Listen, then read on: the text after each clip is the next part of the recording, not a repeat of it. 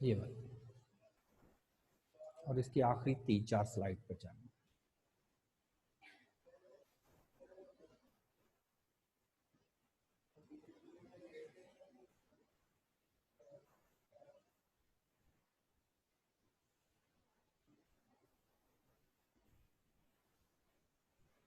इसके आगे नहीं है, ये आखिरी कंप्लीट नहीं है। चले मैं हमको जुबानी लिखा देता हूँ, बस ये रहने।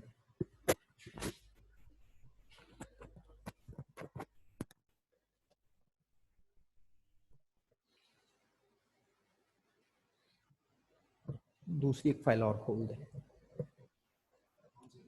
एक फाइल और खोल दे जी।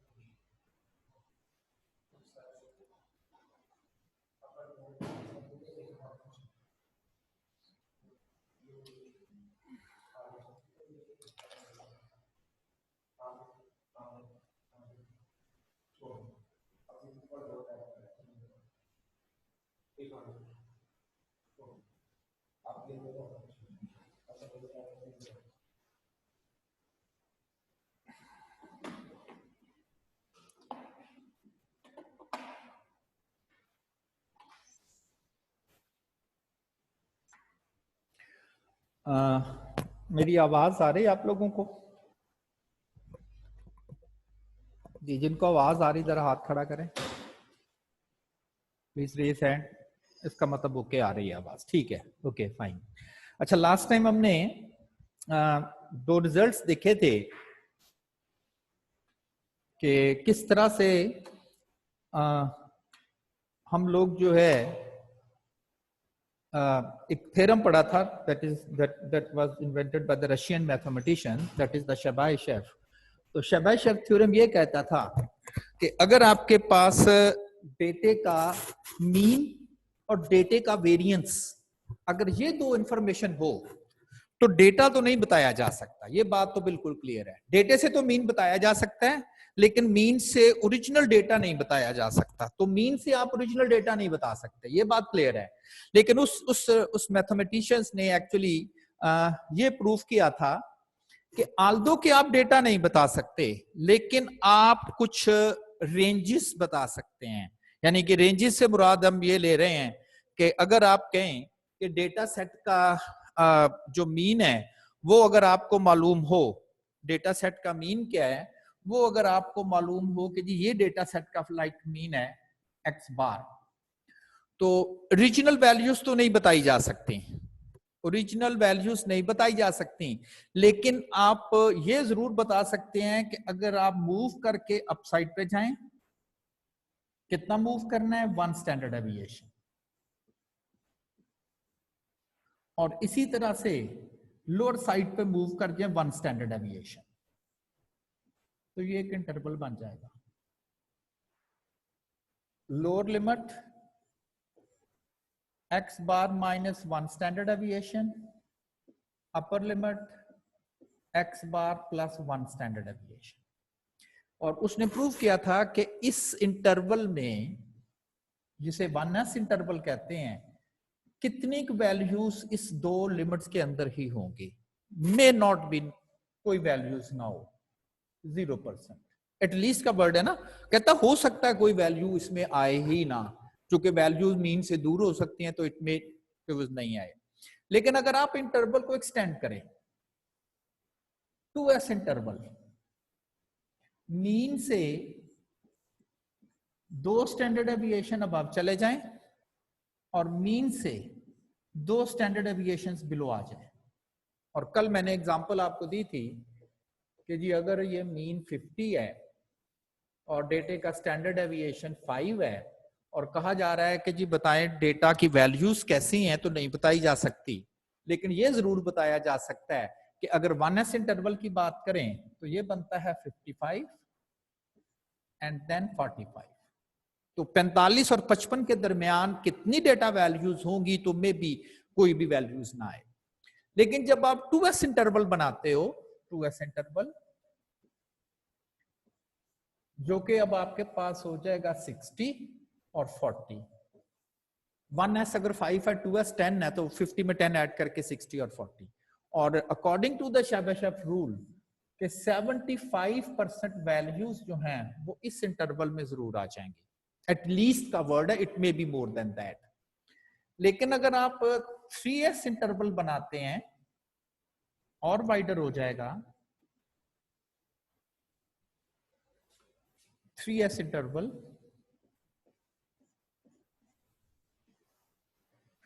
और इसमें कितनी, इस इंटरवल में वैल्यूज कितनी आएंगी, एटलीस्ट 89%, कम से कम 89% वैल्यू जो है वो इस इंटरवल में जरूर होंगी।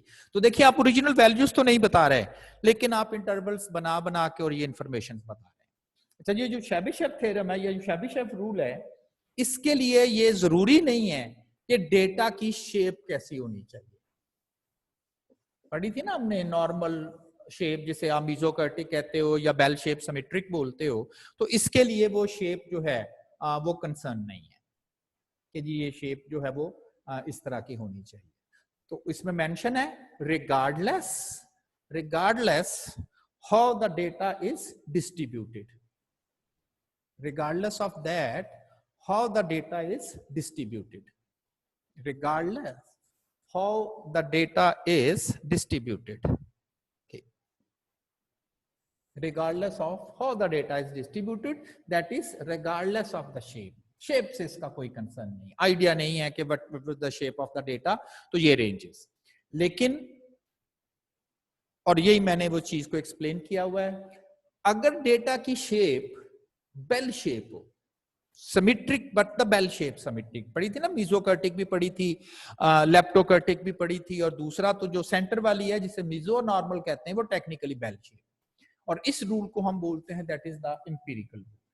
और देखें कि इसमें जो 1s इंटरवल दिया जा रहा है उसमें तो था, हो सकता कोई भी वैल्यू ना आए, लेकिन इस रूल के अकॉर्डिंगली 68% वैल्यूज इस इंटरवल में जरूर होंगी, जरूर इस इंटरवल में आ जाएंगी। एंड देन अगर ये 2s इंटरवल कर दिया जाए, दैट इज वाइडर, ज्यादा बड़ा हो गया, तो जब 2s इंटरवल किया जाए तो कहता है जी 95%, और अगर 3s इंटरवल की बात की जाए, 3s इंटरवल, तो 99.7% वैल्यूज मीन से कितना दूर होगी, 3s इंटरवल तक। s अगर 5 है तो इतना ज्यादा, और फिर अगर कोई भी वैल्यू इससे बाहर चले, हो सकता ना कितनी रह गई हैं, 0.3 के राउंड अबाउट, 0.3 एक में नहीं बचती ना, 0.3% की मैं बात कर रहा हूं। तो कोई भी वैल्यू जो इस रेंज से बाहर निकल जाती हैं तो हम शायद कंसिडर करते हैं कि ये ऐसी वैल्यूज हैं जो कि बहुत ज्यादा एक्स्ट्रा ऑर्डिनरी लार्ज या बहुत ज्यादा एक्स्ट्रा ऑर्डिनरी स्मॉल हो गई हैं, और इसी को ही फिर हम आउटलायर बोल देते हैं। याद है बॉक्स विस्कर प्लॉट में आउटलायर डिटेक्शन में, जब मैंने बॉक्स विस्कर बनाया था और कहा था कि आउटलायर डिटेक्शन करनी है, तो आउटलायर डिटेक्शन में हमने फेंसेस मार्क की थी, और उस फेंसेस में मैंने कहा था कि Q1 and 3 टाइम्स आपने जाना है। तो उसकी रीजन शायद यही थी कि इससे जो बड़ी वैल्यूज निकल जाएंगी that considered to be the outlier values. तो बॉक्स विस्कर के हमने ये चीज जो है वो उस वक्त डिस्कस की थी। तो देन ये एक्चुअली ना इसी एम्पिरिकल रूल से वो 3 वहां पर जो है वो आपको मैंने उस वक्त भी कहा था कि ये 3 क्यों मैंने यहाँ लिखा हुआ है, और उस वक्त मैंने कहा था कि आप फिलहाल इसको नोट करें, लेकिन इसकी रीजनिंग, प्रॉपर रीजनिंग क्या है वो आगे आएगी। तो दैट वाज द रीजन कि एम्पिरिकल रूल ने कहा था कि मोस्टली वैल्यूज इस रेंज में आ जाएंगी, लेकिन अगर आप कहें कि इस रेंज से ऊपर कितनी होंगी तो वो आउटलायर डिक्लेयर हो जाएंगी। चलें एक छोटी सी, अब अगर आप एक एक्सरसाइज आप लोग लिखें,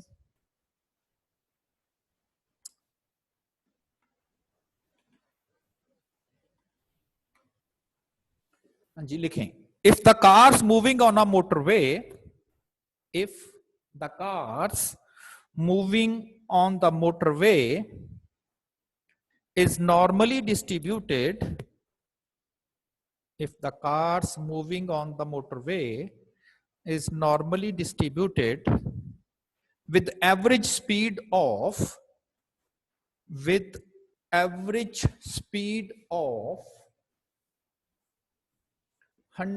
kilometers per hour, which average speed of 100 kilometers per hour with a standard deviation of 10 kilometers per hour, with a standard deviation of 10 kilometers per hour.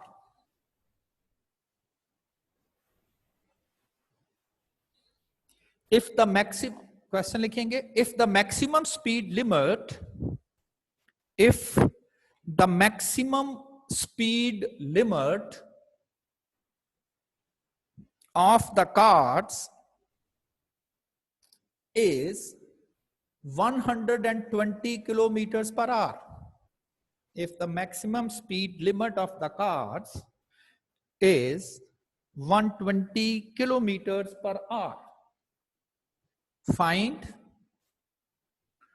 what percentage of the cars, find what percentage of the cars will be overspeeding. Find what percentage of the cars will be overspeeding.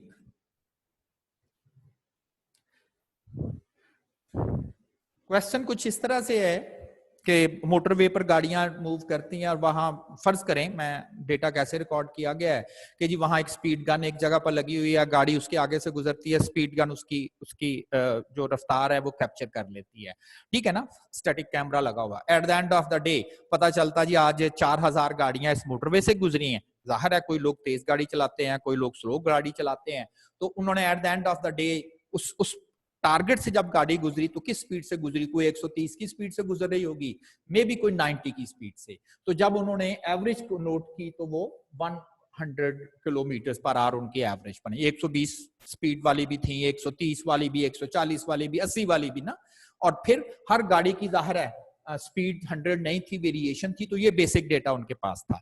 अब check ये करना है, अच्छा ये मैंने आपको start में बता दिया कि जो गाड़ियों की स्पीड है दैट इज नॉर्मली डिस्ट्रीब्यूटेड, यानी कि अगर उस डेटे की शेप बनाएंगे तो उस डेटे की शेप ये बनेगी जिसकी एवरेज जो है वो 100 है। और मैंने आपसे क्वेश्चन किया है कि अगर 120 से की स्पीड से ऊपर वाली भी गाड़ियां हों, 120 की स्पीड से जो ऊपर गाड़ी की स्पीड जितनी होगी उसको हम कह देंगे ये ओवर स्पीड है। ये गाड़ियां जो हैं वो 120 से ओवर स्पीडिंग कर रही हैं। अब क्वेश्चन आपसे मैंने ये किया है कि कितने परसेंट गाड़ियां जो उस जिस डेटा के अकॉर्डिंगली है, गेस करना है कितने परसेंट गाड़ियां जो हैं वो उस वक्त जो है वो ओवर स्पीडिंग कर रही होंगी ना, ओवर स्पीडिंग कर रही होंगी। अब आपको देखें, ये मैंने बात पहले बता दी थी कि मीन से आप ओरिजिनल डेटा तो नहीं फाइंड कर सकते, हर गाड़ी की स्पीड नहीं आप बता सकते कि अगर 4000 गाड़ियां गुजरी हैं, मीन अगर उसका 100 है तो पहली गाड़ी की क्या स्पीड है, दूसरी गाड़ी की क्या स्पीड है, तो आप ये नहीं बता सकते। अच्छा, ये जो मैंने आपको वैल्यू दी है 120, जरा नोट करें ये मीन से कितने स्टैंडर्ड डेविएशन दूर है, मीन से कितने स्टैंडर्ड डेविएशन दूर है। एक स्टैंडर्ड डेविएशन 10 का बनता है, 2 स्टैंडर्ड डेविएशन कितने का बनेगा, 20 से, तो ये मीन से 2 स्टैंडर्ड डेविएशन अबव है। आपको इस चीज का आइडिया हो गया कि ये मीन से 2 स्टैंडर्ड डेविएशन अबव है। और हमने एम्पिरिकल रूल में ये पढ़ा था कि कोई भी ऐसी वैल्यू जो मीन से 2 स्टैंडर्ड डेविएशन अबव हो और सिमिलरली मीन से 2 स्टैंडर्ड डेविएशन बिलो पर भी हो ना, 80 आ गया 80, तो ये एक इंटरवल बन जाएगा। आपने नोट करना है कि वो जो 120 की वैल्यू है वो मीन से कितना अबव है, तो वो आपको गेस हो गया कि जी वो 120 जो है वो 100 अगर मीन है तो 2 स्टैंडर्ड, और स्टैंडर्ड डेविएशन 10 का, 2 स्टैंडर्ड डेविएशन अबव है। अब इस रूल के तहत इसके अंदर ऐसी गाड़ियां जिनकी स्पीड 80 किलोमीटर से ज्यादा लेकिन 120 से कम होगी तो वो 95% होनी चाहिए। पढ़ा ना हमने एम्पिरिकल रूल, और उसमें डाउट नहीं है, ये नहीं है।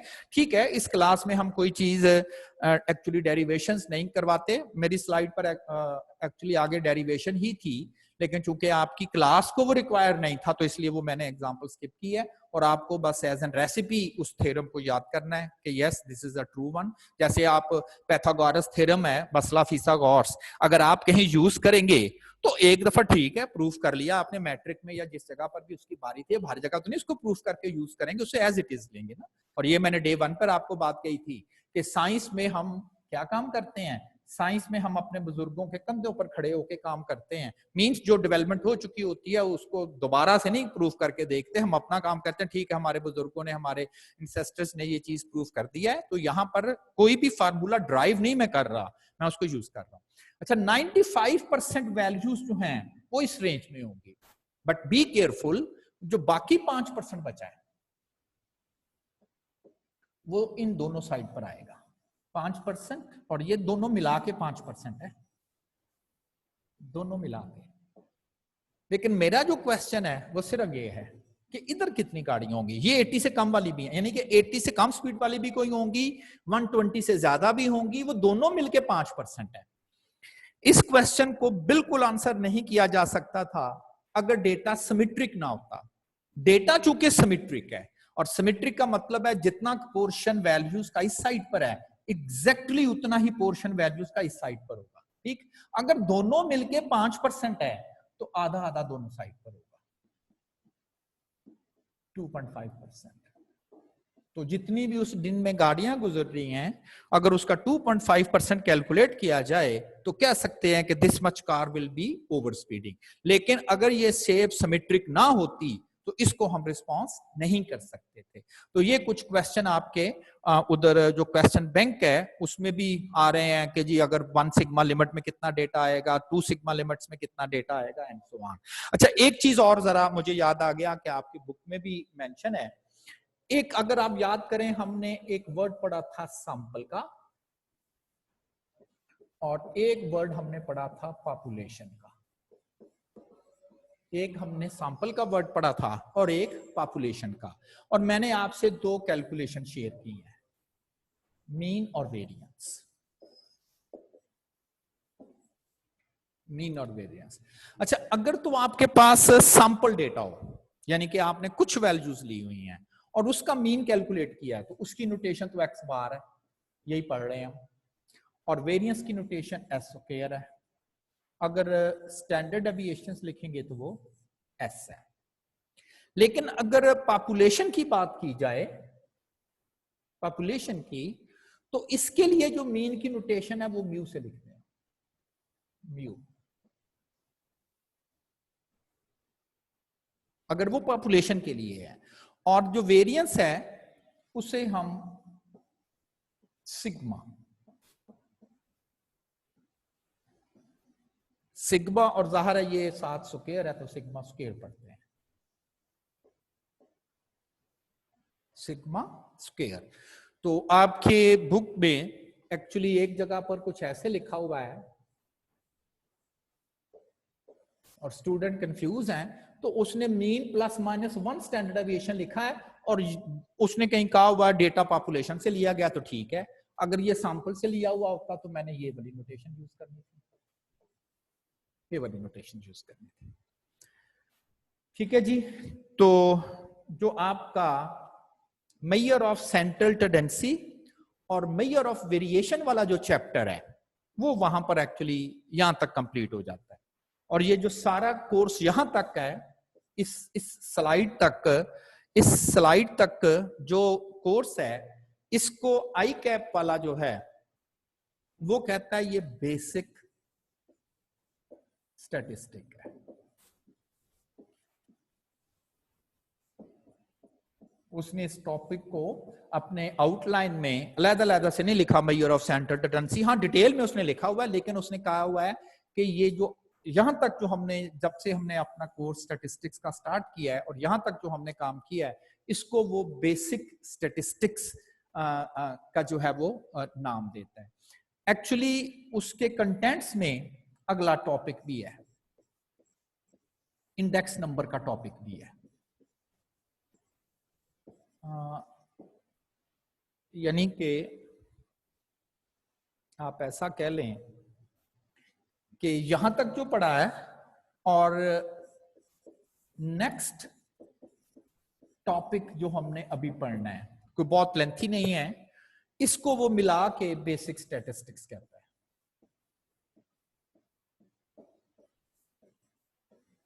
इसको वो मिला के बेसिक स्टैट्स कहता है।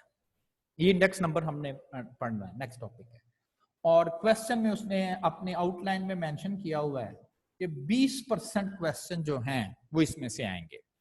अब मुझे इस चीज का आइडिया नहीं है कि क्या जब एग्जाम होता है तो क्या आई कैप इसकी डिस्ट्रीब्यूशन यानी कि 20% वाले की वाकया ही केयर करता है कि नहीं। बहरहाल उसने अपनी बुक में मेंशन किया हुआ है कि ये जो टॉपिक है ये 20% के अकॉर्डिंगली जो है ये काम करता है। ठीक है जी, तो अब हम अपना नेक्स्ट जो टॉपिक है, नेक्स्ट जो हमने पढ़ना है तो वो हम डिस्कस अब कर लेते हैं।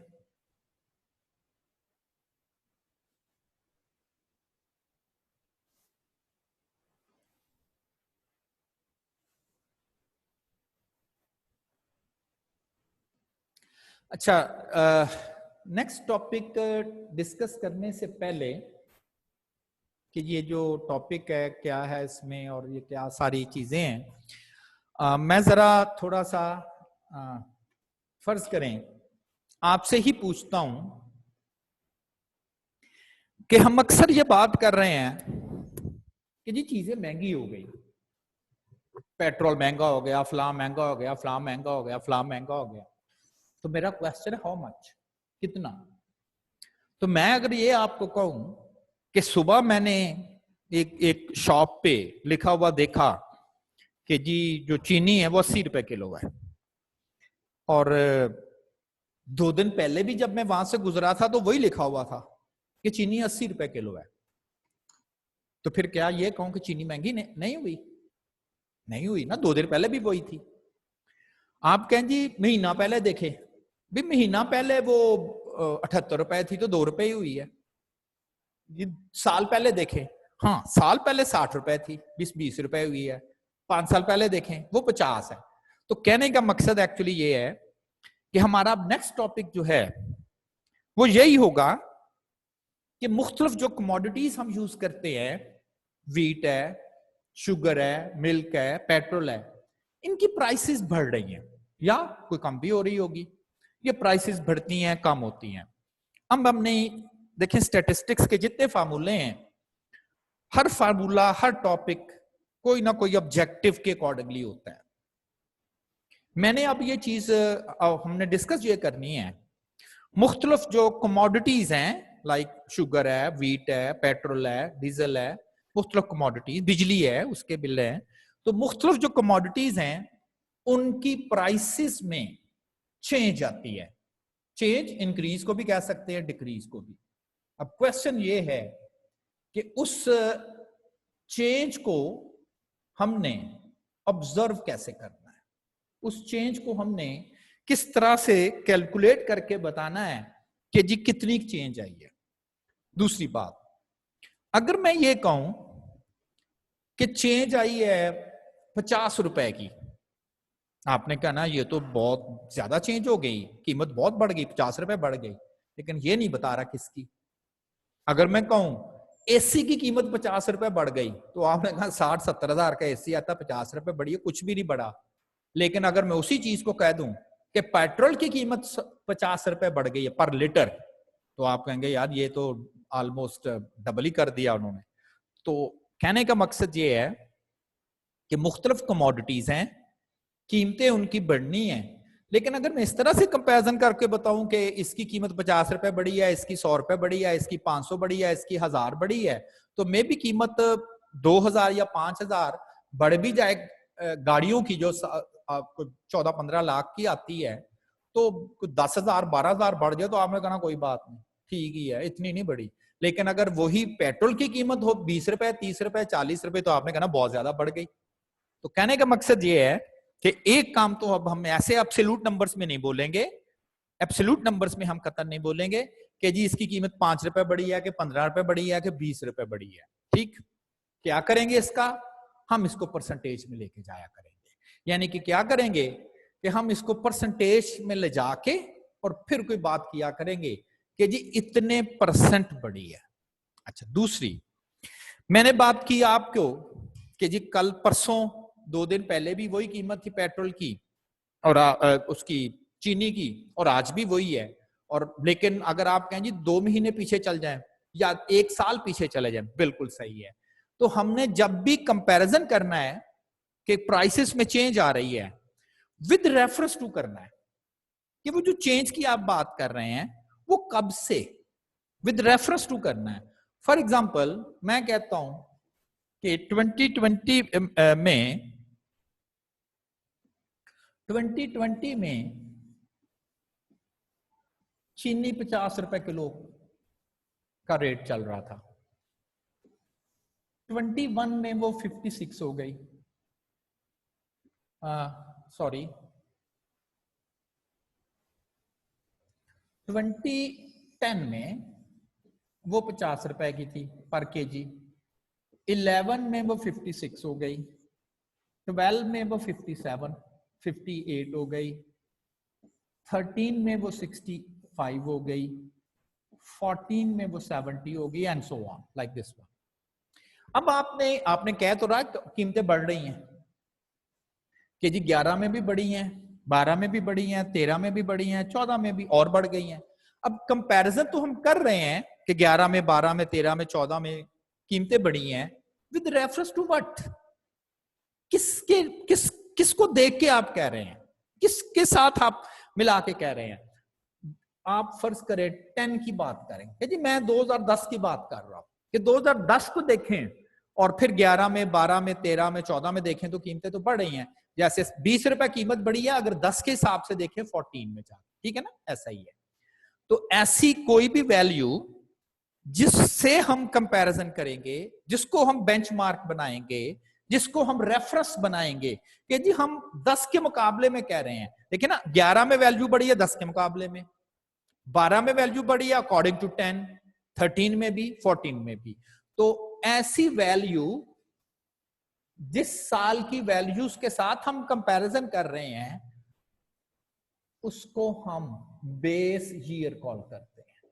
ये बेस ईयर कहलाएगा। मैं एक्चुअली 2-3 टर्म्स, चूंकि नया टॉपिक है तो 2-3 टर्म जो है मैंने रूटीन में बोलनी है, बेस ईयर, करंट ईयर। तो सिर्फ ये बताना है कि जी बेस ईयर किसे कहेंगे, ऐसा कोई भी साल जिस, ये हमने नहीं सिलेक्ट करना, एग्जामिनर ने हमें मेंशन किया हुआ होगा कि जी इसका आपने चेंजेस मेजर करें with reference to this year. तो जिस साल के साथ हमें कंपैरिजन करके बताना है उसको हम बेस ईयर कहते हैं, और इन सब चारों को हम करंट ईयर कहेंगे, करंट ईयर्स। जिसके साथ कंपैरिजन करना है, जो बेंचमार्क है, जिसको हमने कहा है विद रेफरेंस टू दैट, वो बेस ईयर, और जिसका कंपैरिजन करना है उनको हम कहेंगे ये करंट ईयर्स हैं। तो हमारे पास 2010 जो है वो बेस ईयर है और 4 हमारे पास करंट ईयर्स होंगे, 11, 12, 13, 14। जब 11 की डिस्कशन कर रहा हूंगा तो 11 करंट होगा और 10 बेस होगा। जब 12 की डिस्कशन हो रही होगी तो उस वक्त करंट ईयर में 12 को कह रहा हूं और वही बेस 10 होगा। 13 की कैलकुलेशन में जाऊंगा तो कहूंगा 13 is the current year but the base again 10। और जब 14 की कैलकुलेशन करेंगे या जो भी डिस्कशन करेंगे 14 के डेटे पे, तो मैं 14 को करंट कहना स्टार्ट कर दूंगा। यानी कि करंट ईयर 4 हैं। 11 की कैलकुलेशन की जाएगी तो इसे करंट कह रहा हूँ, 12 में इसे कह रहा हूँ। जब 13 की कैलकुलेशन करेंगे तो 13 करंट कहलाएगा, 14 की करेंगे 14 करंट कराएगा, लेकिन बेस सबके लिए वही 10 ही कहलाएगी। तो 2 टर्म्स मैंने आपसे डिस्कस कर ली कि बेस ईयर क्या है जिसके साथ कंपैरिजन करना है, करंट ईयर क्या है जिसका कंपैरिजन करना है। तो अब हम अपने ओरिजिनल, अच्छा ये ऐसा क्यों, देखे ना अगर आप न्यूज़पेपर पढ़ते हैं तो उसमें लिखा हुआ आ जाता है जी कि महंगाई की शरह जो है वो 2.5% बढ़ गई, वो स्टेट बैंक ने एक रीडिंग दी। बिल्कुल वो डेटा इकट्ठा करते हैं मुख्तलिफ कमोडिटीज का जो हम रूटीन में यूज करते हैं, उनकी प्राइसेस नोट करते हैं, ये नोट करते हैं किसकी प्राइस बढ़ी किसकी कम हुई। कोई एक आइटम नहीं, सिर्फ एक आइटम नहीं जिसकी बेस पर महंगाई डिक्लेयर कर दी जाती है, वो कुछ मल्टीपल आइटम्स होते हैं, कंपोजिट आइटम्स होते हैं, 40, 50, 100 के राउंड अबाउट आइटम्स होते हैं। उनका डेटा लेके उनकी प्राइसेस को नोट करके उनमें इंक्रीज डिक्रीज करके एक ओवरऑल फिगर दी जाती है कि जी नेट शेल जो इंक्रीज या डिक्रीज आई है वो कुछ ये वाली वैल्यूज आई है। तो ये हमारा नेक्स्ट टॉपिक है कि किस तरह से आपने जो चीजें हैं उनकी कीमतें बढ़ रही हैं और हमने बताना है कि उनकी कीमतें कितनी बढ़ी हैं ना। देखते हैं कैसे हम आंसर देते हैं, क्या हम एब्सोल्यूट नंबर में आंसर देते हैं या किसी तरह से हम परसेंटेज बना के हम उसका आंसर देते हैं। अच्छा, एक जो कॉन्सेप्ट इसमें यूज होना है वो भी हम उसकी एक एग्जांपल लिख लेते हैं। तो लिखें एक एग्जांपल, आप ना कॉपी पेंसिल लेके बैठा करें जब भी आप मेरी क्लास पढ़े, तो आपके पास कॉपी पेंसिल कैलकुलेटर्स ये अवेलेबल होने चाहिए। तो एक क्वेश्चन आप लिखेंगे, if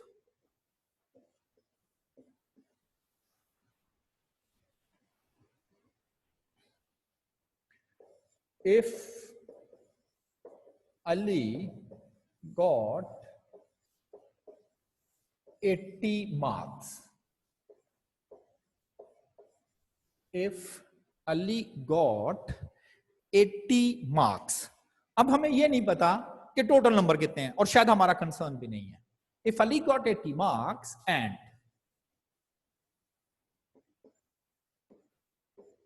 Babar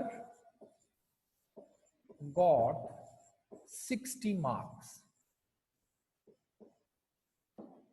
if Ali got 80 marks and Babar got 60 marks, ये कोई दो स्टूडेंट हैं क्लास के, एक ने 80 नंबर लिए हैं, पता नहीं पेपर 120 नंबर का 200 नंबर का है या 80 का ही या 80/80 ही उसके नंबर है, लेकिन इसका हमें कोई आइडिया नहीं। If Ali got 80 marks and Babar got 60 marks, represent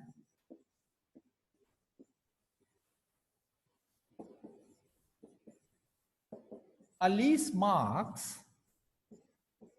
represent Ali's marks as a percentage of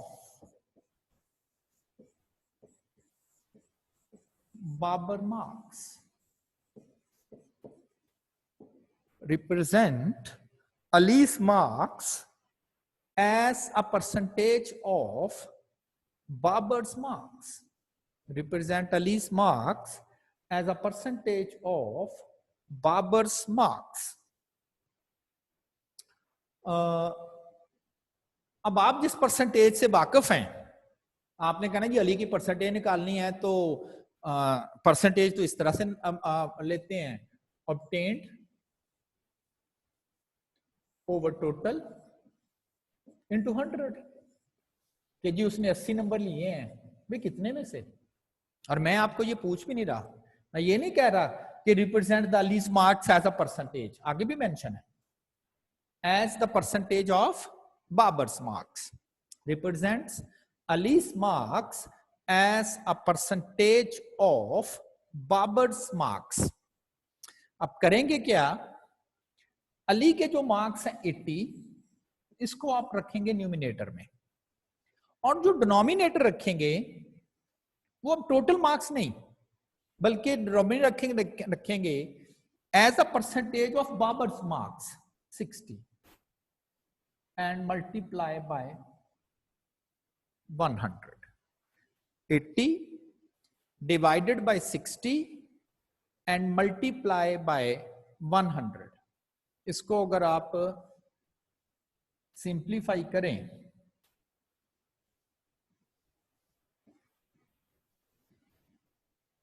तो कुछ इस किस्म की कैलकुलेशंस आ जाएगी। एक मिनट,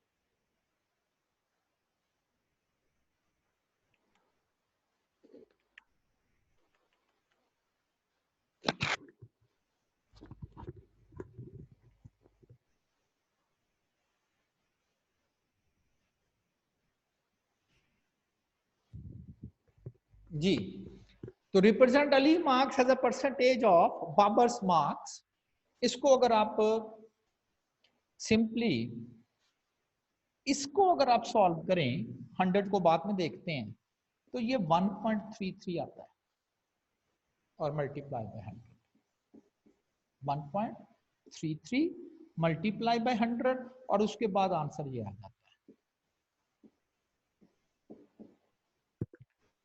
आप सबसे पहले तो ये कहेंगे कि हाउ इज इट पॉसिबल कि परसेंटेज जो है वो 100 से ज्यादा होती है।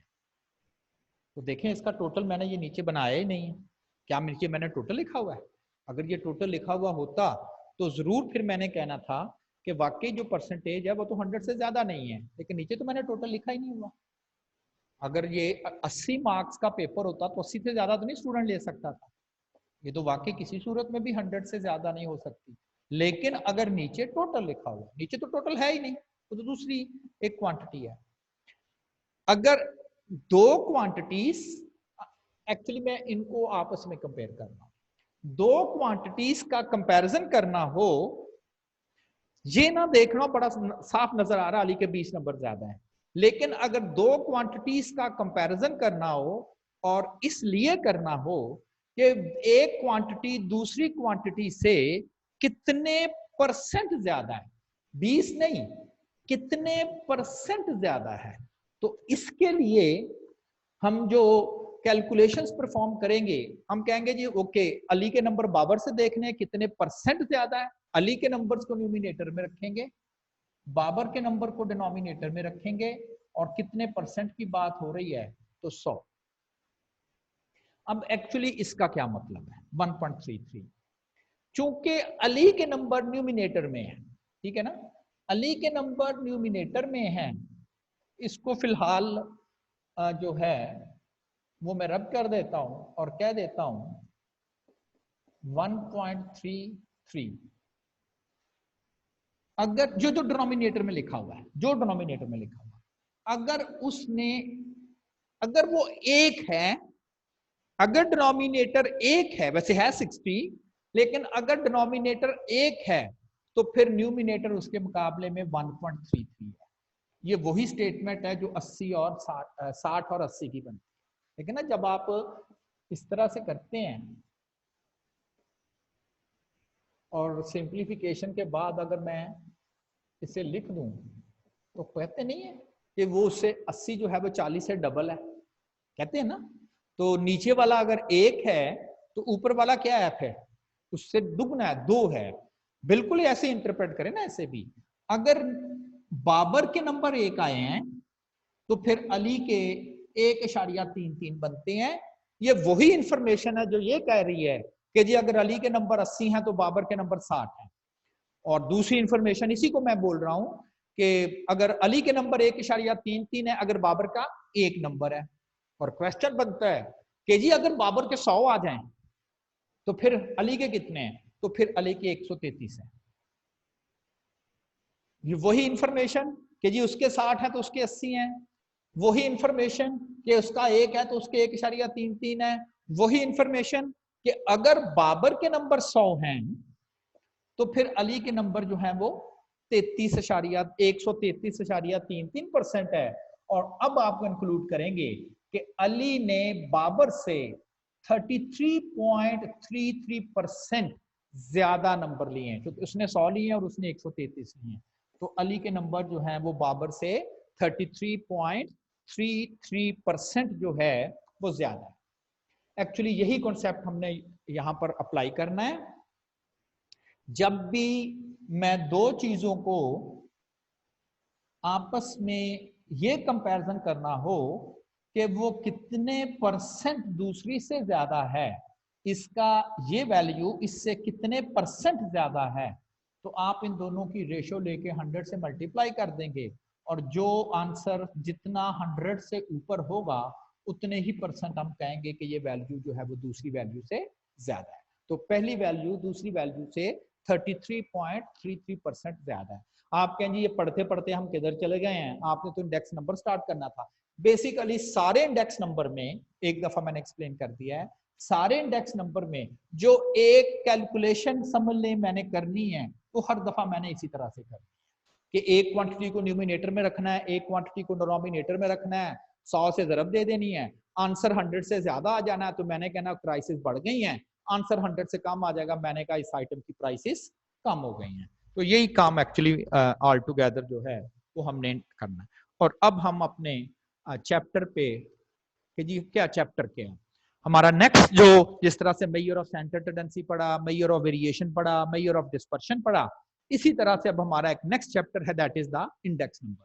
देखें, अगर आपको मैं कहूं कि पेट्रोल की कीमत पिछले सालों 2 साल पहले कितनी थी और आज कितनी है, तो कितना बढ़ी है, और आप कहें जी कि मैं डेटा ले आता हूं और उसका मीन फाइंड कर देते हैं, तो अगर पेट्रोल के डेटे का मीन फाइंड करें तो कतन ये नहीं पता चलेगा कितनी बड़ी है, ठीक है ना।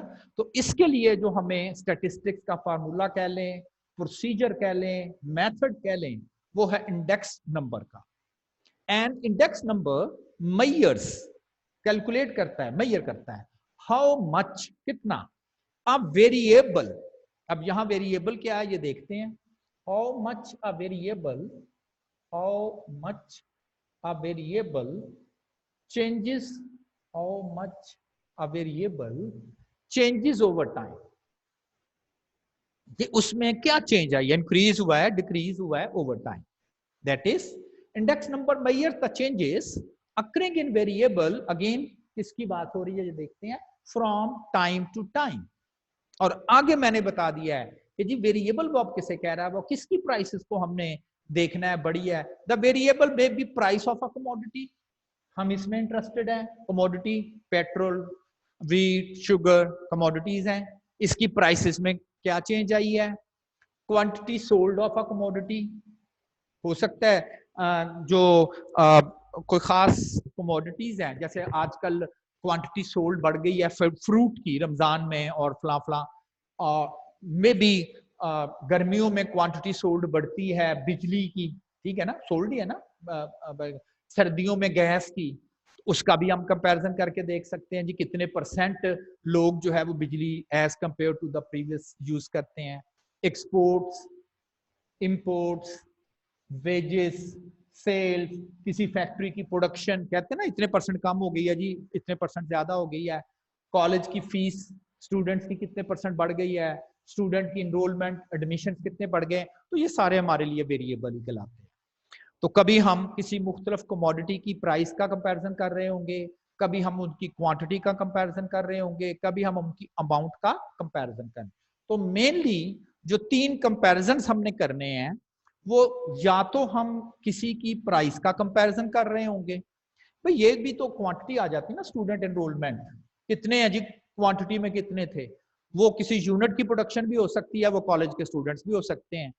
तो कभी हम क्वांटिटी का कंपैरिजन कर रहे होंगे कि जी पिछले साल तो इतनी क्वांटिटी लोगों ने यूज की थी, इतने साल पेट्रोल इतना यूज किया है। और फिर वैल्यू, ये जो वैल्यू है, और मैंने एब्रीवेशन भी यूज की हुई है, जहां जहां मैं प्राइस का वर्ड यूज करूंगा वहां पी लिखा होगा तो हमें फौरन पता चल जाएगा ये प्राइस का कंपैरिजन हो रहा है। जहां क्वांटिटी लिखनी होगी मैं क्यू का वर्ड लिखा करूंगा, और जहां वैल्यू लिखनी होगी मैं वी का वर्ड लिखा करूंगा। और वी जो है वो आप समझ लें, क्वांटिटी को प्राइस से मल्टीप्लाई कर दें तो वो उसकी वैल्यू बनती है। अच्छा, मोर देन मेरा ख्याल है कि 99% जो क्वेश्चन हैं वो प्राइस के रेलेवेंट ही आते हैं, price index number, price comparison, ये भी बहुत कम और वैल्यू भी बहुत कम, शायद एक आध दफा, लेकिन मुश्किल नहीं है, वो मैं आपको टीच करूंगा। सिंपली क्या करेंगे कि जहां फार्मूलों में पी लिखा हुआ होगा, मैं कहूंगा अच्छा उसने क्वांटिटी का पूछ लिया है तो आप पी की जगह बस क्वांटिटी क्यू कर दीजिएगा, चलें वो भी याद हो गए। तो आपने इनको अलग-अलग नहीं सारे फार्मूले याद करने, बस प्राइस का याद कर लें, जहां जहां पी फार्मूले में आता जाएगा मैं वहां क्यू करता जाऊंगा, कह दूंगा ये लें जी, क्वांटिटी के फार्मूले भी बन गए। शायद यही रीजन है कि बहुत कम लोग क्वेश्चन जो आते हैं वो क्वांटिटी के रेलेवेंट आते हैं, मोस्टली प्राइस इंडेक्स नंबर्स का ही आता है। यानी कि ये जो टॉपिक या ये जो पॉइंट लिखा हुआ है कि वो प्राइस कंपैरिजन जो है वो करेगा कि measures the changes over time, किसमें, मुख्तलिफ कमोडिटीज की प्राइसेस में। तो ये हम नेक्स्ट हमारा अब टारगेट होगा। अच्छा, इंडेक्स नंबर्स को वो तो था ना, क्या कंपैरिजन करना है, प्राइस का करना है, क्वांटिटी का करना है या वैल्यू का, ये तो एक बात हो गई। अब ये जो इंडेक्स नंबर्स है, कंपैरिजन करना, फर्ज करें मैं अगर महंगाई की बात करूं, महंगाई की, तो क्या आप पेट्रोल की कीमत लेके बता देंगे या दूध की कीमत लेके बता देंगे या चीनी की या व्हीट की, किसकी, किसी एक की नहीं, एक की नहीं। ऐसे इंडेक्स नंबर्स जहां पर हमने कंपैरिजन करना है सिर्फ और सिर्फ सिंगल, जहां पर हमने कंपैरिजन करना है सिंगल वेरिएबल का, सिर्फ जी एक कमोडिटी की बात हो रही है, सिंगल है, सिर्फ पेट्रोल का कंपैरिजन हो रहा है और किसी चीज का कंपैरिजन हमने करना नहीं है, तो हम कहेंगे ये सिंपल इंडेक्स नंबर है। तो यहां सिंपल से मुराद है 1, कि जी हम इस वक्त बस वीट का कंपैरिजन करना चाहते हैं कि जो गंदम की कीमतें हैं उसका कंपैरिजन हो रहा है, क्योंकि एक सिंगल कमोडिटी है, तो हम कहेंगे ये सिंपल इंडेक्स नंबर है। तो यहां सिंपल से मुराद whenever there is only one commodity to calculate. Composite, set of variables, ज्यादा सेट ऑफ वैल्यूज या variables, several variables, several variables take into account. महंगाई तो किसी एक सिंगल वेरिएबल से नहीं करेंगे, हम सेवरल आइटम्स लेंगे, घी भी लेंगे, व्हीट भी लेंगे, शुगर केन की कीमत, ताकि चीनी की कीमत पता चले, पेट्रोल भी लेंगे और व्हाटसोएवर बाकी भी, तो हम उसको कहेंगे कि ये कंपोजिट इंडेक्स नंबर होगा। तो इंडेक्स नंबर में बी simple when there is only one commodity to compare, and index number may be composite when there are more than one several variables to compare। अब जब सेवरल वेरिएबल, अच्छा ये जो इस वक्त जो मैंने स्ट्रक्चर बनाया हुआ है, आप समझ लें पूरे चैप्टर में का एक रोड मैप मैंने आपको दिया हुआ है। रोड मैप, मैं पहले सिंपल इंडेक्स नंबर आपसे डिस्कस करूंगा, फिर कंपोजिट इंडेक्स नंबर्स आ जाएंगे। सिंपल इंडेक्स नंबर में वन आइटम ओनली होगा, कंपोजिट इंडेक्स नंबर्स में ज्यादा आइटम्स होंगे, सेवरल आइटम्स होंगे, 3 4 5 6 कमोडिटीज होंगी, और फिर जब उनकी कैलकुलेशन करनी होगी, ये फार्मूले हमने पढ़ने हैं। एक होगा अनवेटेड। अब यहां अनवेटेड से मुराद होगी कि आपके पास चूंकि मल्टीपल आइटम्स हैं, 3 या 4, पेट्रोल भी है, व्हीट भी है, मिल्क भी है, और आपने उसका कंपोजिट इंडेक्स नंबर कैलकुलेट करना है, तो यहां जो वर्ड सिंपल है, यहां वर्ड सिंपल से मुराद ये वाला सिंपल नहीं है, वन नहीं है, वन नहीं है। अब देखें, अगर मैं ये वाले दो फार्मूले लिखता हूं,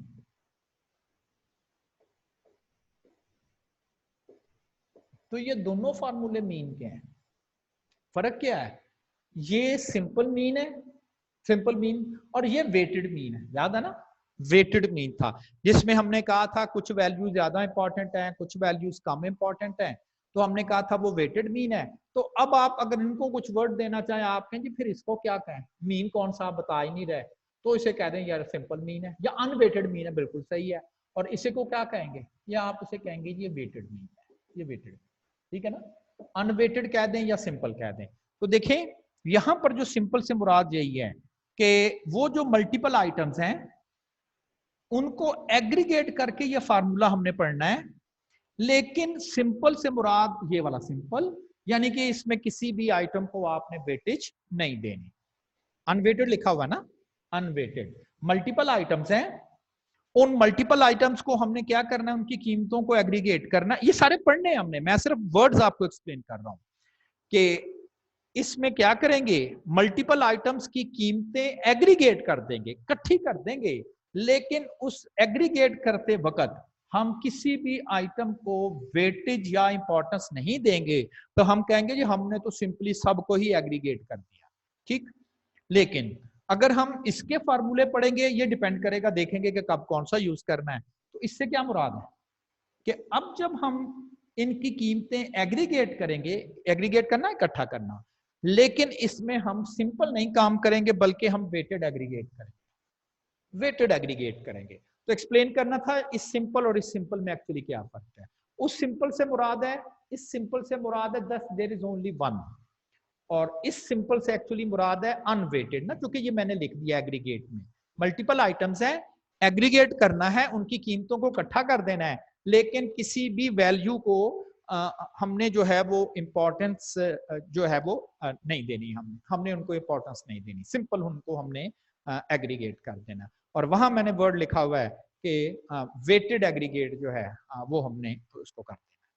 अच्छा, जो दूसरा फार्मूला है उसमें फिर वर्ड सिंपल आ गया, लेकिन यहाँ एवरेज यूज करनी, यानी कि ऊपर वाले फार्मूले में हमने टोटल यूज करने हैं और सिंपल टोटल, वेटेज नहीं देनी। नीचे वाले फार्मूलों में हमने कुछ एवरेजेस यूज करनी है और अगेन वेटेज नहीं देनी, एवरेजेस यूज करनी है लेकिन हमने इनको वेटेज नहीं देनी। और यहां पर क्या है, वेटेड एवरेज। ठीक, तो ये चार फार्मूले होंगे, सिंपल एग्रीगेट उधर होगा वेटेड एग्रीगेट, सिंपल एवरेज उधर होगा वेटेड एवरेज। तो ये पूरा जो चैप्टर का रोड मैप है कि हम सिंपल कभी कैलकुलेट करेंगे, कभी कंपोजिट। जब कंपोजिट में आएंगे तो आपने कहना है जी कि वैल्यूज तो ज्यादा है, क्या करें, मैं कहूंगा एग्रीगेट कर लें, कभी कहूंगा एवरेज कर लें। और फिर क्वेश्चन आएगा जी एग्रीगेट करते हुए इंपॉर्टेंस देनी है, नहीं, तो आप कहेंगे फिर सिंपल एग्रीगेट करेंगे। इंपॉर्टेंस देनी है, हम कहेंगे यस, तो फिर हम कहेंगे हम वेटेड एग्रीगेट करेंगे। नोटेशन मैंने थोड़ी सी जो यूज करनी है, ये आपको पहले बोल दिया कि एक होगा बेस पीरियड जिसके साथ हमने कंपैरिजन करना होगा, और एक होगा करंट पीरियड जिसका कंपैरिजन हमने करना होगा। जिसके साथ कंपैरिजन करना है वो बेस ईयर, और जिस साल का कंपैरिजन करना है वो करंट ईयर कहलाएगा।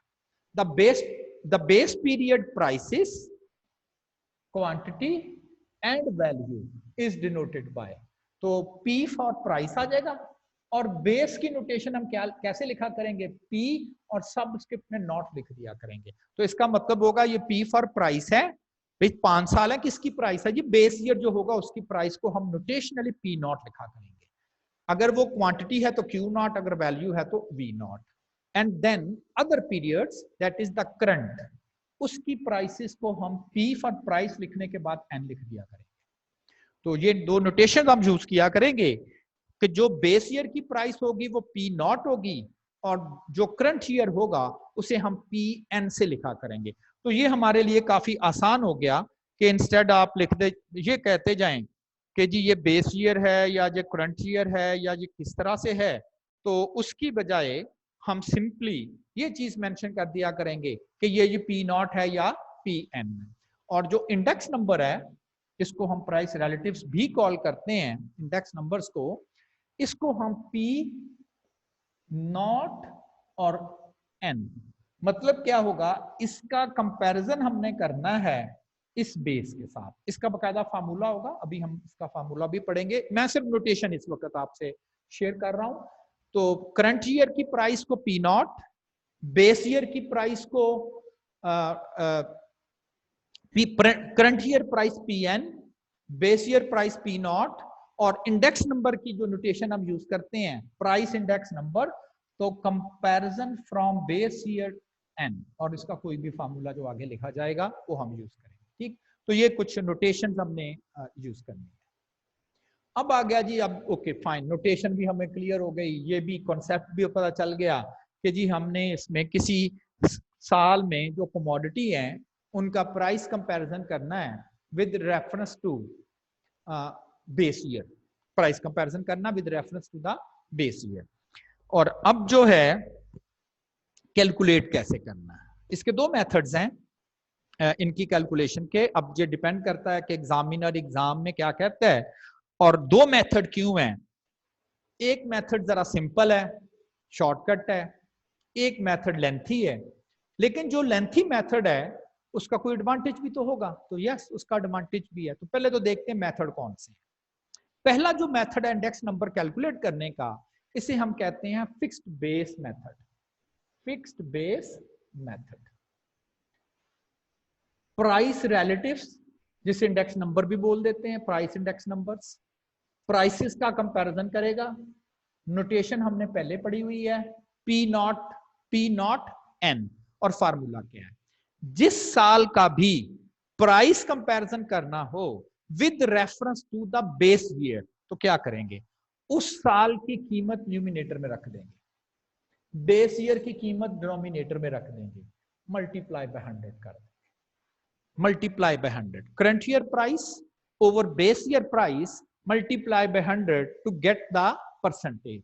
ये वही जो चीज है जो आपको मैंने अभी एक्सप्लेन की, Ali marks over Babar marks multiply by 100 किया था ना, Ali marks over Babar marks multiply by, अब मार्क्स की बजाय बस कीमतें आ गई। तो क्या फार्मूला है, price of a commodity in a given year, current year कह दें, price of a commodity in a base year, तो करंट ईयर या गिवन ईयर और बेस ईयर और मल्टीप्लाई बाय 100 इंडेक्स नंबर आ जाए।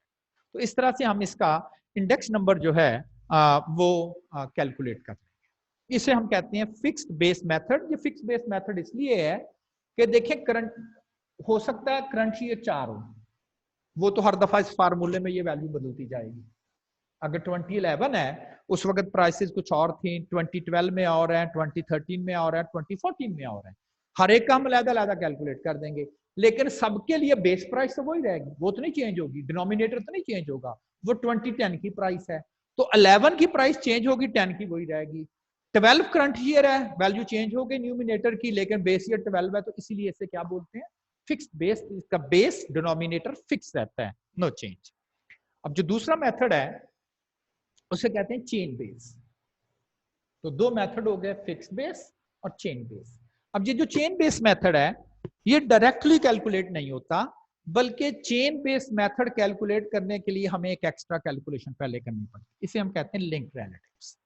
लिंक रिलेटिव्स, और notation देखिए मैंने चेंज की हुई है। एक्चुअली ये जो पी नॉट है, चलें पी एन तो हो गया करंट ईयर, पी नॉट हो गया बेस ईयर। तो जो मैंने एक नोटेशन यूज की हुई है P n minus one, notation है ये, कोई माइनस नहीं हमने किसी चीज से करना, ये उसने एक नोटेशन है। ये जो करंट ईयर होगा, फर्ज करें ये 2012 है, 2010 तो बेस ईयर है ना, ये 2012 है, तो 2012 से प्रीवियस ईयर कौन होगा, 2011, तो ये 2011 को एक्चुअली रेफर करता है। यानी कि करंट ईयर से जो पिछले वाला साल होगा, प्रीवियस ईयर, उसे हम अगर करंट ईयर को पी एन की नोटेशन यूज करेंगे तो प्रीवियस ईयर के जो नोटेशन यूज होगी वो पी एन माइनस वन के लिए यूज करेंगे। और लिंक रिलेटिव्स अब कैसे कैलकुलेट करेंगे, price of a commodity in a given year, बिल्कुल सही है। और अगर नेक्स्ट देखें, price of a commodity in the preceding year, the previous one, उससे पिछला साल, उससे पिछले साल की पहले। तो इसका मतलब है कि अगर मैं 12 की बात करूंगा तो ये प्राइस आ जाएगी, और 11 की जो प्राइस होगी वो अब डिनोमिनेटर में आएगी, 11 की प्राइस ना, फार्मूले में लिंक रिलेटिव्स के यही है। अच्छा, अगर मैं 2013 के लिए कैलकुलेशन करूंगा, 2013 के लिए, तो अब जो 2013 की प्राइस तो यहां आ जाएगी, लेकिन जो बेस प्राइस है प्रीवियस ईयर, अब वो ये नहीं आएगी, 11 नहीं आएगा, बल्कि उसका प्रीवियस ईयर क्या बनता है, 12, तो ये 12 हर दफा ये चेंज होगा। उसमें क्या था, फिक्स बेस में करंट ईयर की वैल्यू तो चेंज होती है, लेकिन डिनोमिनेटर में बेस ईयर वो फिक्स ही रहता है। यहां करंट ईयर की तो वैल्यू चेंज होगी ही होगी, लेकिन वो चेन बन गई है। चेन क्या बनी है कि 14 की बात करेंगे तो उसका प्रीवियस 13, 13 की बात करेंगे तो प्रीवियस 12, 12 की बात करेंगे तो प्रीवियस 11, तो ये चेन की तरह चलेगा। इसीलिए इसको जो है वो चेन रिलेटिव्स कहते हैं। लेकिन इस फार्मूले से सिर्फ क्या कैलकुलेट होगा, लिंक रिलेटिव्स। अब वरी ना करें, मैं इन फार्मूलों को जब कैलकुलेशन करूंगा तो बड़ी सिंपल है, तो चलें जितनी समझ आती है क्या है। एंड देन इस फार्मूले की मदद से हम लिंक रिलेटिव्स को फिर अपने final answer that is the chain relatives में कन्वर्ट कर देंगे। यानी कि उसमें सिंपली एक ही स्टेप करना होता है, डायरेक्टली हम इंडेक्स नंबर कैलकुलेट कर लेते हैं, लेकिन चेन बेस्ड मेथड में एक्चुअली दो स्टेप करने पड़ते हैं। पहले इंटरमीडिएट कैलकुलेशन करनी पड़ती है, लिंक रिलेटिव्स करने पड़ते हैं, और फिर जब लिंक रिलेटिव्स कैलकुलेट हो जाए तो फिर लिंक रिलेटिव्स को इस फार्मूले में रख के और फिर हम उसके चेन रिलेटिव्स जो हैं वो बना लेते हैं। तो that's why chain based method जो है वो little bit lengthy than the fixed based method, चूंकि इसमें हमें दो काम करने पड़ते हैं, पहले link relatives and then convert link relatives to the chain relatives. Okay, अब एक छोटी सी कैलकुलेशन करते हैं। अच्छा, ये जो आपको मैंने नोट्स प्रोवाइड किए हुए हैं, ये कैलकुलेशन उन नोट्सों पर भी अवेलेबल है, और मैंने अब यहाँ एग्जाम्पल नंबर लिख दिया है। इसका मतलब है कि जो आपके नोट्सों में एग्जाम्पल नंबर 1 होगी, वो एग्जाम्पल मैंने जो है वो यहाँ पर लिखी हुई है। The table shows the prices of cotton.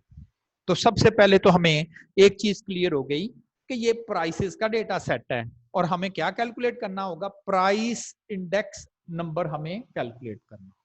अब दूसरी बात, किस चीज की प्राइस है, कॉटन की, और सिर्फ कॉटन की, एक ही आइटम है, एक ही आइटम है, तो ये सिंपल इंडेक्स नंबर है। तो ये आपके पास सिंपल प्राइस इंडेक्स नंबर, यहां सिंपल से मुराद there is only one item that is cotton, और प्राइस से मुराद है कि इसका प्राइस कंपैरिजन किया जा रहा है। 1984 में कॉटन की जो प्राइस थी वो 70, अब पता नहीं ये केजी प्राइस थी, केजी प्राइस ही होगी।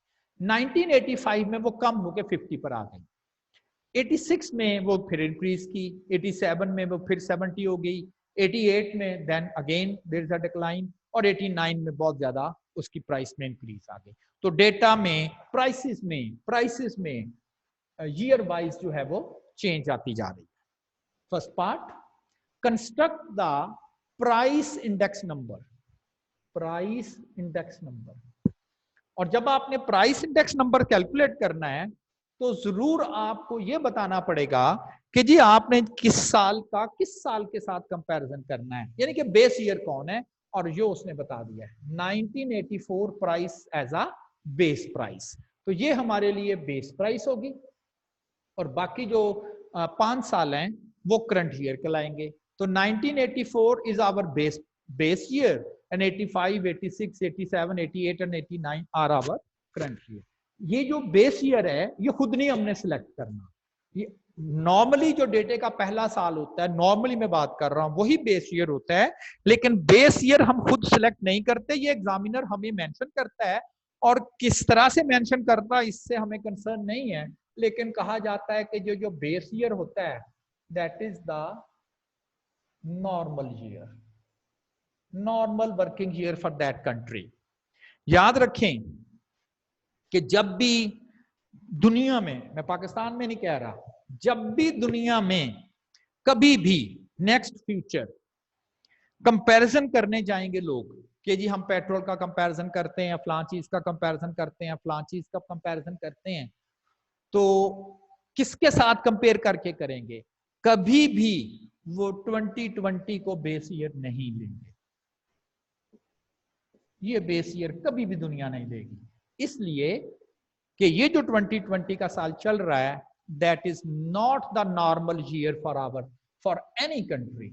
नॉर्मल ईयर से मुराद ये होती है कि वो हालात बिल्कुल ठीक चल रहे हों, कोई वॉर नहीं हो रही, जंग नहीं हो रही, कोई बड़ा एक्सट्रीम फ्लड नहीं उस कंट्री में आया, होता क्या ना, वो नॉर्मल वर्किंग सारी डिस्टर्ब हो जाती है।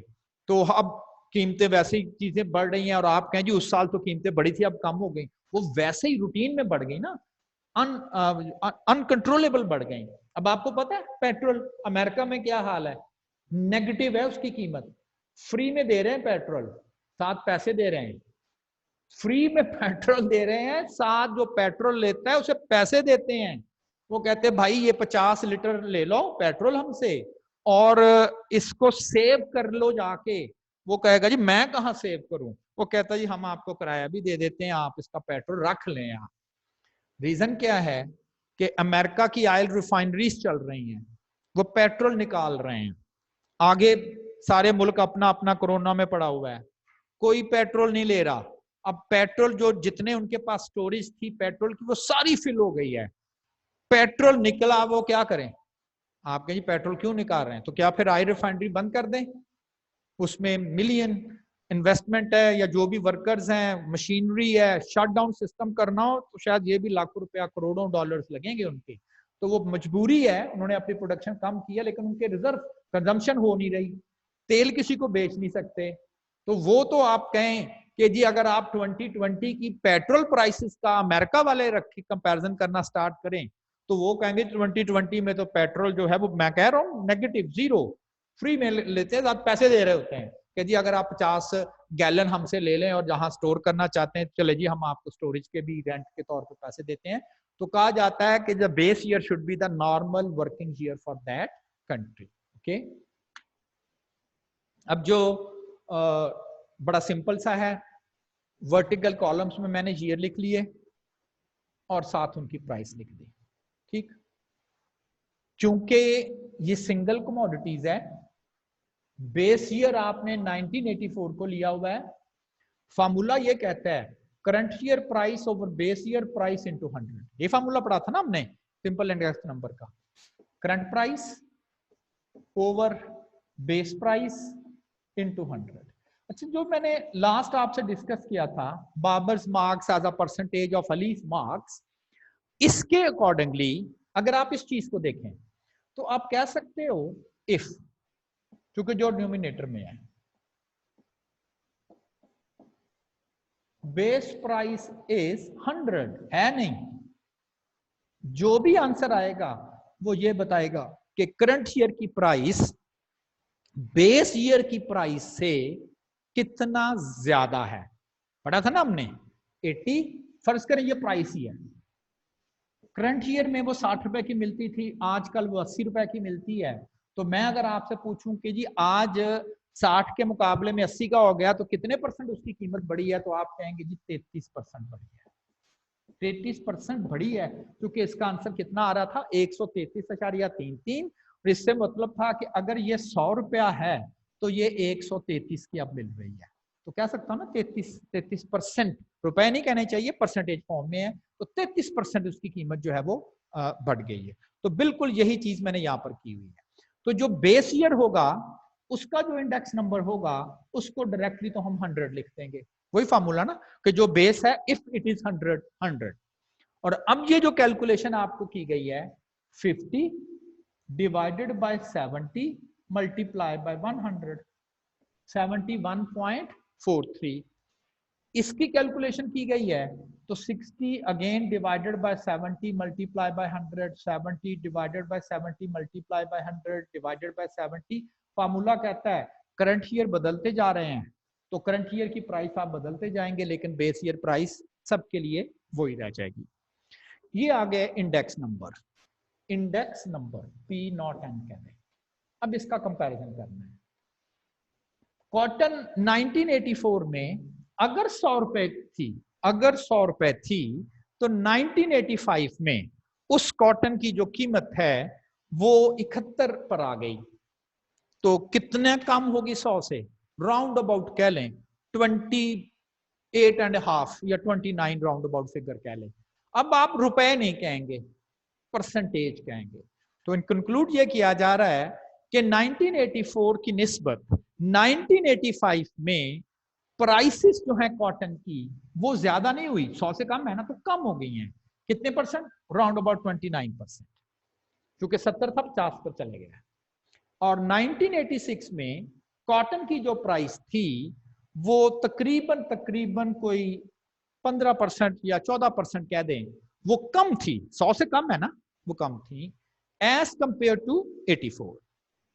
87 में ना ये 100 से ज्यादा है ना ये 100 से कम है, तो कहेंगे कि 87 में जो कि इंडेक्स नंबर 100 आ गया है तो इसका मतलब है कि 87 में वही प्राइस है जो कि 84 में थी। बिल्कुल सही है। एंड 88 फिर कम हो गई एज कंपेयर टू 84, और 89 बढ़ गई। कितना बढ़ गई, राउंड अबाउट 14.29%, तो यस बढ़ गई, 80 पे चले। तो क्या किया कि जो बेस प्राइस थी उसको 100 और बाकी जितने भी करंट ईयर थे उसकी कैलकुलेशन आपने कर ली, और अगर वो 100 से ज्यादा है तो उतने परसेंट बढ़ गई, और अगर वो 100 से कम है तो उतने परसेंट कम होगी, दैट्स ऑल। तो बेस प्राइस को 100 रख के हम परसेंटेज फॉर्म में इंक्रीज या डिक्रीज जो है वो हम लोग इसको एक्सप्लेन कर रहे हैं। सेकेंड पार्ट है construct the price index number taking average price of all year as base. पिछले एग्जांपल में उसने 1984 की प्राइस को बेस कहा था, लेकिन इस एग्जांपल में उसने कहा है कि जो तमाम सालों की एवरेज कैलकुलेट करें और वो जो एवरेज आए उसे आप बेस प्राइस कह दें। तो मैंने पहले इनकी एवरेज कैलकुलेट की, इसकी एवरेज 390 और ये टोटल 6 ईयर्स है ना, 1 2 3 4 5 6, 390 by 6 65। Now this is the base price. तो एग्जांपल कि हो सकता है कि किसी एक पर्टिकुलर साल की अगेंस्ट जो प्राइस हो वो बेस प्राइस हो। इट मे बी पॉसिबल कुछ सालों की एवरेज क्या दे कि इसे बेस प्राइस लें, और समटाइम एग्जामिनर अपने पास एक प्राइस को कह देता है, consider this price as a base price, वो अपने तौर पर भी कह सकते हैं। अब हमारे पास जो बेस प्राइस है होगी फिक्स, दैट इज 65 सबके लिए, इधर भी फिक्स थी लेकिन वो ये वाली प्राइस थी, और अब जो प्राइस आपने बेस प्राइस लेनी है वो 65। अब इसकी जब आप कैलकुलेशन करोगे ये वाली, तो आप लिखोगे 70 divided by 65 into 100, then 50 divided by 65 into 100, 60 divided by 65 into 100 divided by 65 divided by 65 divided by, तो तमाम को अब आपने 65 पर डिवाइड करके मल्टीप्लाई बाय 100 कर दें। अच्छा, उसमें तो आप कहते थे कि जी उसकी कीमत 15% बढ़ गई या 10% कम होगी as compared to 84, as compared to 84। और अब चूंकि यहां पर कोई एक साल की प्राइस एज अ बेस नहीं है, किसी एक स्पेसिफिक ईयर की प्राइस जो है वो एज अ बेस नहीं है, स्पेसिफिक ईयर की प्राइस बेस नहीं है, लेकिन यहां पर आप ये कह सकते हो कि अगर आप इन 6 सालों को कंसिडर करें तो सबसे ज्यादा कीमत जो बढ़ी है 23%, वो 1989 पे पड़ी है, with reference to not a particular year, overall in all the years. और सबसे कम कीमत जो थी वो 1985 में थी, जो कि 23% जो है वो राउंड अबाउट कम हो गई थी। तो उसमें तो हम पर्टिकुलर विद रेफरेंस टू 84 कह रहे होते हैं, लेकिन जब आप एवरेज वगैरह की बात करते हैं तो एवरेज वगैरह में हम ये कैलकुलेशंस वगैरह जो है वो परफॉर्म नहीं करते। चलें जी, आज के लिए इंडेक्स नंबर्स का यही कुछ क्वेश्चन, और आपसे जो क्वेश्चन मैं लूंगा वो नेक्स्ट, यानी कि जो आगे आएंगे कल, अगर आप कुछ अपनी कैलकुलेशंस वगैरह कर लेंगे और उसमें अगर आपको कोई प्रॉब्लम या इस तरह के कोई इश्यूज आएंगे तो वो फिर आप मुझे जो है वो डिस्कस करेंगे। अच्छा, दूसरा काम आपने ये करना है कि जो आपको बुक दी गई है क्यूटी की, उसमें मेजर ऑफ वेरिएशन जो हमने पढ़ लिया है, एवरेज, मेजर ऑफ वेरिएशन, और उससे पहला में 3 चैप्टर हैं शायद, या 2-3 चैप्टर हैं, उसके जो एमसीक्यूज हैं वो आपकी बुक में दिए हुए हैं, आंसर्स भी शायद पीछे दिए हुए हैं। ठीक है, आपने वो एमसीक्यूज जो हैं वो कर लेने हैं, और फ्राइडे को हम उस एमसीक्यूज जो आपको नहीं आएंगे उसकी डिस्कशन हम करेंगे। तो फ्राइडे तक आपने अपने एमसीक्यूज जो बुक है, वो पैटर्न है, आपको आइडिया हो जाएगा, ये मैंने टीच तो कर दिया है, लेकिन किस किस्म के क्वेश्चन आएंगे या किस तरह के क्वेश्चन पॉसिबली एग्जाम में आ सकते हैं। तो फ्राइडे वाले दिन जो है वो आप लोगों को मैं आपसे क्यूरीज जो हैं वो करूंगा, तो देन जो भी आप क्वेश्चन है वो आप कर सकते हैं। ठीक है जी। एक शख्स हमारे प्यारे नबी सल्लल्लाहु अलैहि वसल्लम के पास आया और उसने कहा कि जी नबी मेरे प्यारे नबी, मेरे माँ बाप दोनों हयात हैं, मैं किसकी खिदमत करूं? तो प्यारे नबी ने कहा जाओ माँ की। फिर पूछा, फिर कहा माँ की। तीसरी दफा पूछा तो फिर कहा माँ की। चौथी दफा पूछा तो कहा बाप की। तो माँ की अजमत जो है वो बहुत ज्यादा है। ठीक है, तो दुआएं लेनी है अगर, ठीक है, बाप भी करता है, लेकिन जो दुआ माँ देती है ना वो बाप नहीं शायद देता, उसकी इंटरेक्शन आपसे ज्यादा है। क्लियर? तो माँ से जरूर दुआ लिया करें। ओके जी, अल्लाह हाफिज for the day, thank you.